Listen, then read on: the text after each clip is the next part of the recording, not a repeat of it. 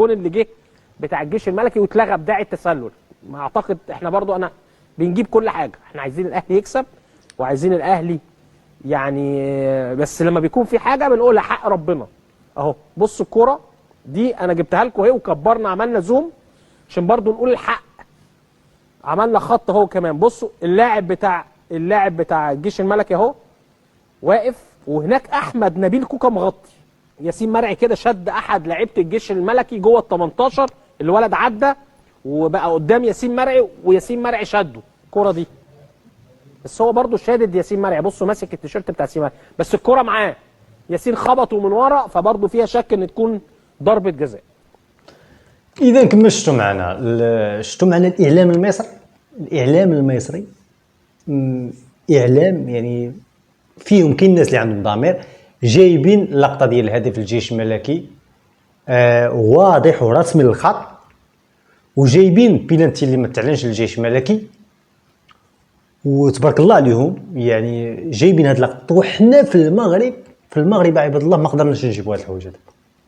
يعني في المغرب اللي جوج ضربات ترجيح مشاو لنا، في واحد في الشوط الاول وواحد في الشوط الثاني، وفي الميسره جايبينه. واش هذا يعقل؟ شوف بينالتي ضاع للجيش الملكي واضح، الكره غنحريمات والهدف السليم، وما درناش عليهم هاد اللغط.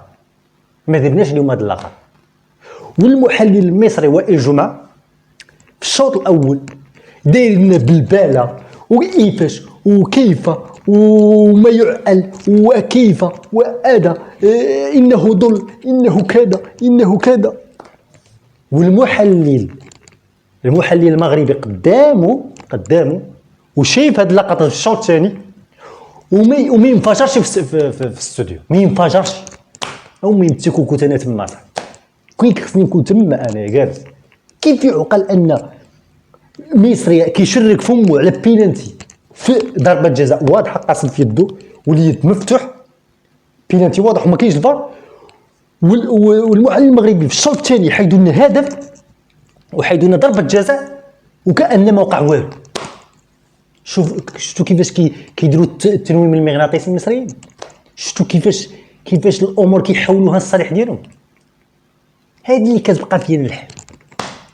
كيف يعقل ما نوقفش اللقطه بلقطه؟ جيب لي المخرج اللقطه الفلانيه ديال الهدف، جيب لي هدف السرقه هذا سميتو، جيب لي بينالتي الشوط الاول اللي ضربت الركبه اللاعب شو سميتو الفحلي، اللي بينالتي الثاني كيخصو يتصفر، والدوزيام يطل بينالتي ديال الحريمات.